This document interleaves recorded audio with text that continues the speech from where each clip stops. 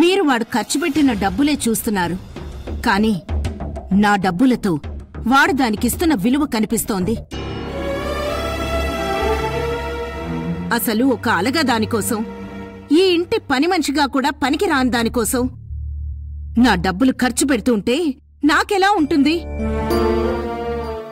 నిజమేనమ్మా, నీకు నచ్చని మనిషి కోసం నీ డబ్బులు ఖర్చు పెట్టడం తప్పే. కానీ మృదులని పని మనిషి అన్నావు కదమ్మా, అంటే ఆమె భర్త కూడా పనివాడే కదమ్మా.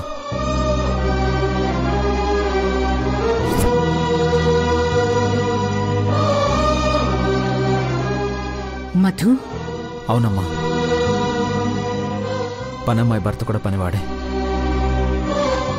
మొన్న మన పనమ్మాయి చెల్లెలి పెళ్లికి 5 లక్షలు డబ్బు ఇచ్చావు కదమ్మా. డబ్బులిచ్చావు కదా, అలాగే ఈ పనమ్మాయి కూడా కొత్తగా పెళ్లి చేసుకుంది. ఆమె భర్తకి ఇంకా సంపాదన లేదు. 1 లక్ష రూపాయలు సాయం చేశాననుకో అమ్మా.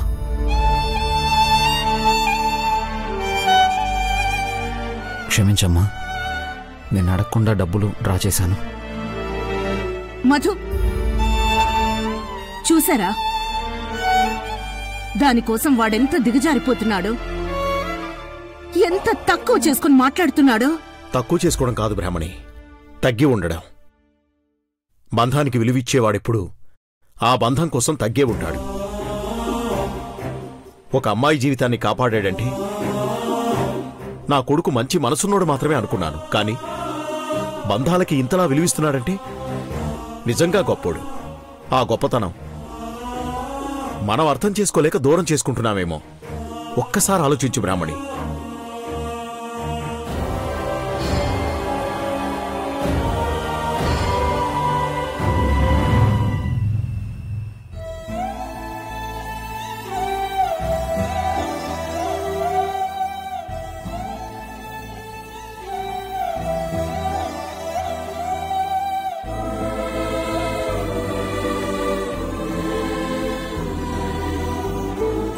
మృదులా,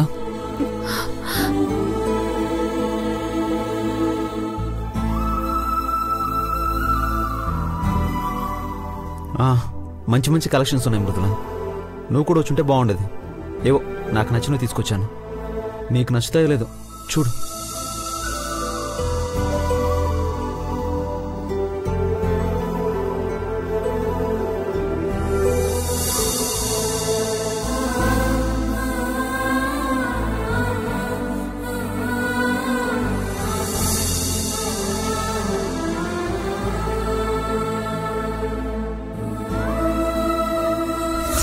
మృదులని పని మనిషి అన్నావు కదమ్మా, అంటే ఆమె భర్త కూడా పనివాడే కదమ్మా. మృదులా, మృదులా, మృదులా ఏంటిది? మృదులా చూడు. ఎందుకు మాధవ్ గారు మీకు కర్మ? మిమ్మల్ని మీరు తక్కువ చేసుకోవడం ఏంటి? మీరు పనివాడని అనుకోవడం ఏంటి? నా వల్ల మీ స్థాయి తగ్గించుకోవడం ఏంటి మధు గారు? మృదులా, ఇప్పుడు ఏమైంది? నేనేం తప్పు మాట్లాడలేదే. నిన్ను పని మనిషి అన్నారు.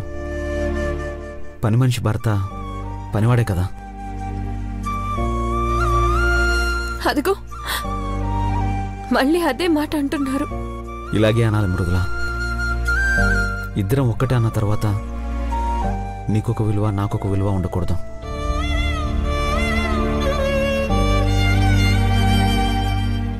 ఇద్దరికీ ఒకే విలువ ఉండాలి. ఇద్దరికీ ఒకే గౌరవం ఉండాలి. మనిషికి కాదు మృదులా, ఆ మనసుకి స్థాయి స్థానం ఇవ్వాలి.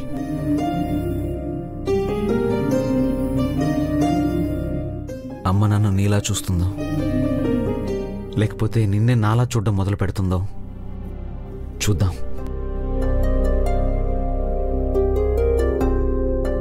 కానీ ఎలా చూసినా ఇద్దరం భార్యాభర్తలమే. దాన్ని ఎవరూ మార్చలేరు. అది చాలు కదా.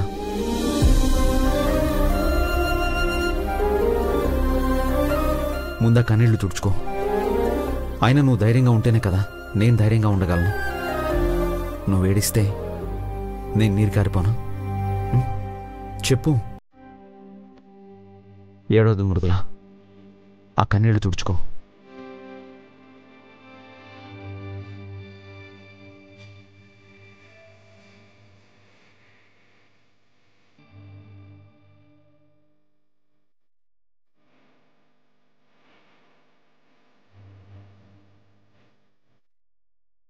నీకు నచ్చుతాయో లేదో అని ఎన్ని షాపులు తిరిగానో తెలుసా? ఇదిగో ఈ చీర చూడు, నీకు బాగా నచ్చుతుంది.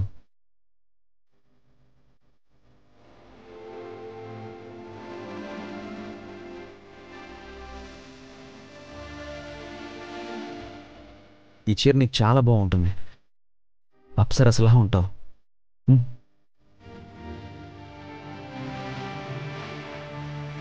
చెప్పు, ఎలా ఉన్నాయి? నచ్చాయా లేదా? నచ్చే, చాలా బాగున్నాయి. అమ్మయ్యా, నీకు నచ్చుతాయో లేదో అని ఎంత టెన్షన్ పడ్డానో తెలుసా? సరే, పొద్దున్నే వీటిలో బాగా నచ్చిన చీర కట్టుకో, గుడికి వెళ్దాం. అలాగే అమ్మ వాళ్ళని కూడా చూడ్డానికి వెళ్దామండి. 3 రోజులైంది చూసి, బాగా గుర్తొస్తున్నారు. సరే, తొందరగా నిద్రపో, ఉదయాన్నే వెళ్దాంలే.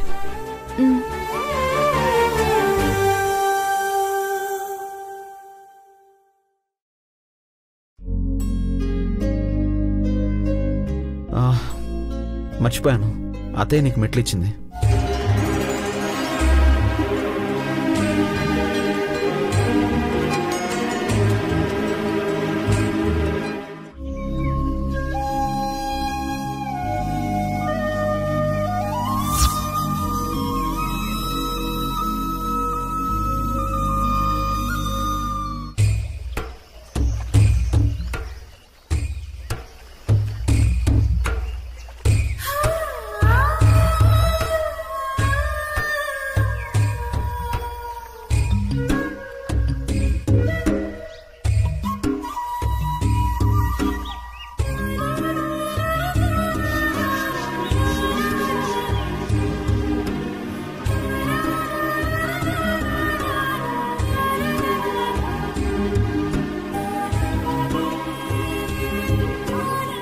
వద్దండి, మీరు నా కాళ్ళు పట్టుకోవడం ఏంటి?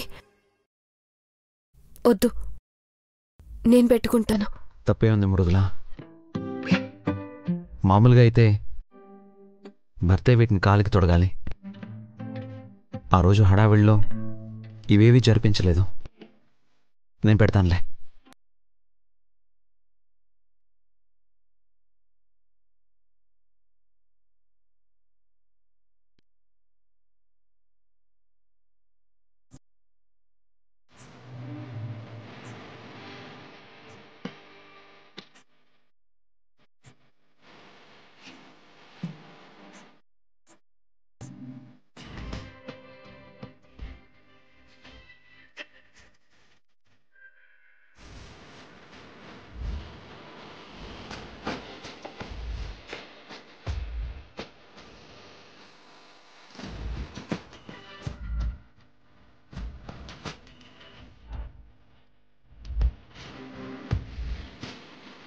అది కూడా ఇది.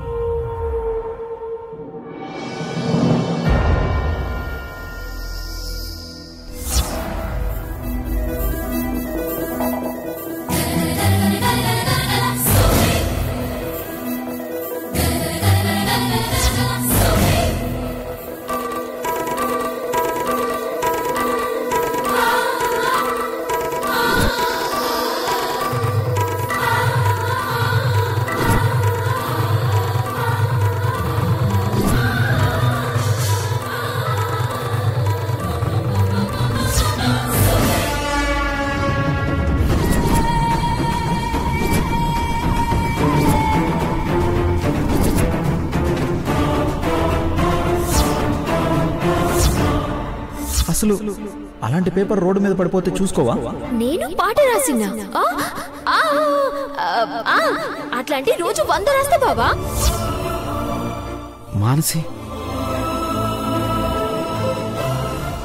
మానసి రాసిందా? మరి రైటింగ్ ఇలా ఉందేంటి?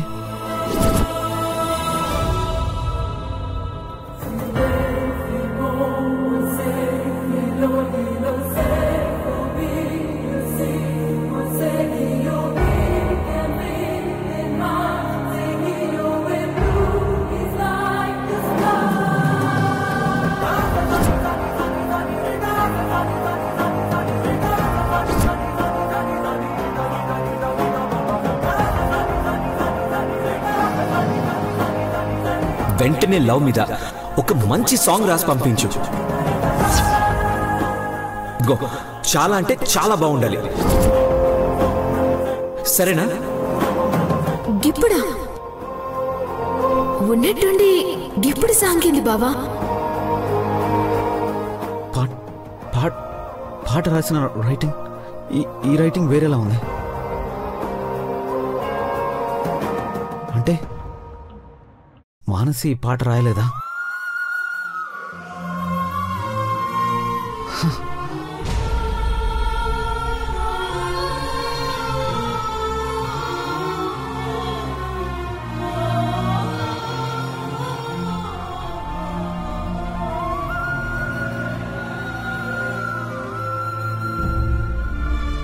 ఇది మానసి హ్యాండ్ రైటింగ్ అయితే మరి అదెవరిది? అంటే ఈ కవిత రాసింది మానసి కాదా? మరెవరు? నేను ప్రాణంగా ప్రేమించిన వ్యక్తి ఎవరు? దేవుడా, ఎందుకు ప్రతి విషయంలో నాతో ఇలా తప్పు మీద తప్పు చేయిస్తున్నావు? మరి పాటలు రాసింది ఎవరు? ఈ లాస్ట్ 4 లైన్లు మధు గారు, మనసులో బాధ తెలియాలంటే ఈ పదాలు సరిపోవు అనిపించింది, అందుకే మార్చి రాసా. నువ్వు మార్చి రాసావా? అదే మానసి మార్చి రాసింది. మృదులని అడగాల? వద్దు, లేని కొత్త సమస్యను మృదులకు పెట్టద్దు. నా జీవితంలో ఎవరికి స్థానం లేదు, ఉండకూడదు. కట్టిన తాళికి నేను భర్తగా నిలబడి ఉంటాను. మృదుల, నీ ప్రేమలో చాలా శక్తి ఉంది. లేదంటే నాకు ఎన్ని అడ్డంకులున్నా దేవుడు నన్ను నీకు రాసి పెట్టాడు. అందుకే నీ మెళ్ళ తాళి కట్టాను. ముందు మానసి మనసు మార్చాలి, తనకు కొత్త జీవితాన్ని ఇవ్వాలి.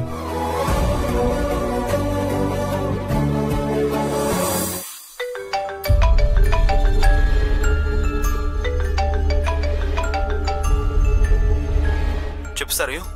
అన్నయ్య, ఇక్కడ మానసి మానసి మానసి మానసికేమైంది? మానసి తట్టుకోలేదని ఎంత చెప్పినా వినిపించుకోలేదు. అందరికంటే తనే బాగా అర్థం చేసుకుంటుంది అన్నావు. ఇప్పుడేం చేస్తుందో చూడు. సరయు, ముందు విషయం ఏంటో చెప్పు. ఏముందన్నయ్య, నువ్వు తనకి దక్కకపోయేసరికి తట్టుకోలేకపోయింది. వెళ్ళిపోతోందన్నయ్య, అందరికి దూరంగా వెళ్ళిపోతోంది.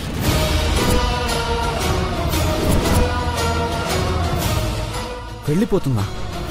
ఎక్కడికి? అమెరికా కన్నయ్య. ఇప్పుడు అమెరికాకి ఏంటి?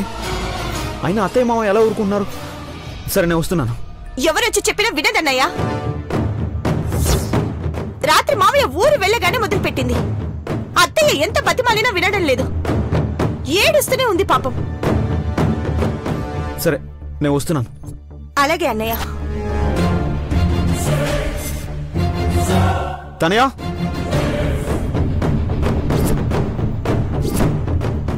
తనయా, తనయా. మానసిని ఎందుకు వెళ్ళిపోతున్నావు అని అడిగితే నన్ను ఖచ్చితంగా నిలదీస్తుంది. ఈ ఎమోషన్కి ఫుల్ స్టాప్ పెట్టాలి.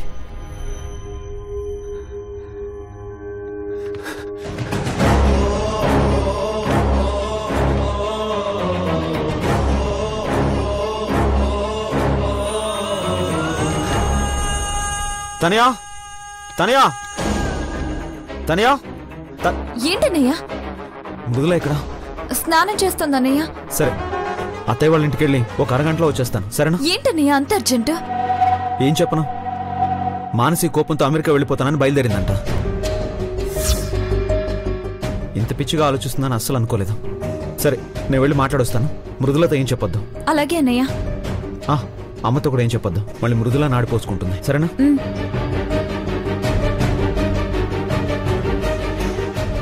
మాన్సి ఆగవే, ఏంటి ఆవేశం? వదులమ్మా. ఎక్కడికి వెళ్ళిపోతావే? ఆగవే. మానసి నా మాట విను. వెళ్ళొద్దమ్మా, మా మాట వినండమ్మా. మానసి అమ్మా ఇటివ్వు. అమ్మ వదులు, నేను వెళ్ళిపోవాలి. ఎక్కడికి వెళ్తావే? అమ్మా ఆగు. ఎక్కడికి పోతావే? నువ్వేదో అర్థం చేసుకుంటావనుకుంటే ఎందుకే నీ మొండితనంతో ప్రాణాలు తీస్తున్నావు? నువ్వు వెళ్ళిపోతే మేము ఎలా బతుకుతావనుకున్నావే? ఈ ఆపేదేదో వాళ్ళని ఆపుంటే అయిపోయి ఉండేది కదత్తయ్య. వాళ్ళకి పెళ్ళయిందని తెలియగాని దగ్గరుండి మరీ వాళ్ళని కాపురానికి పంపించారు. మీ కన్న కూతురు జీవితం గురించి మర్చిపోయారు. ఎలా తట్టుకుంటుంది? ఇక్కడే ఉంటూ వాళ్ళని చూస్తే ఎలా బ్రతుకుతుంది? అందుకే వెళ్ళిపోతోంది. సరియో ఆప్తావా? ఇప్పటికీ అదేదో ఆవేశంలో ఉంటే సర్ది చెప్పాల్సింది పోయి ఇంకా రెచ్చగొడుతున్నావేంటమ్మా? అమ్మా దాన్నంటున్నవేంది? అదేం చేసింది? సరి అన్నది కరెక్టే కదా. మీరు చేసిందే న్యాయం అనుకున్నారు, కానీ నా గురించి ఎవ్వరూ ఆలోచించలే. అందరూ కలిసి నా గొంతు కోసిండ్రు. ఏంటే ఆ మాటలు? ఏదో కావాలని అందరూ నీకు అన్యాయం చేసినట్టు మాట్లాడుతున్నావేంటి? ఎంత చెప్తున్నా అర్థం చేసుకోకపోతే ఎలాగే? మీరే నన్ను అర్థం చేసుకోవడం లేదు. బావని ఎంత పిచ్చిగా ప్రేమించినా, ఎన్ని ఆశలు పెట్టుకున్నా అవేవి మీకు కనిపించలే. దాన్ని కాపానికి కట్టిన తాళి మాత్రమే కనిపించింది. దాని మెళ్ళ తాళి కట్టినావు సరే, నా బిడ్డ పరిస్థితి ఏందిరా అని ఒక్క మాట బావని అడుగున్నా ఎంత బాధపడుండేదాన్ని కాదమ్మా. కానీ నువ్వు అడగలే. నీ బిడ్డ జీవితం ఏమైపోయినా నీకు అనవసరం. నేను చచ్చినా బతికినా నీకు అనవసరం. అలాంటిది ఎందుకు కన్నావు? మానసి మానసి మానసి మానసి మానసి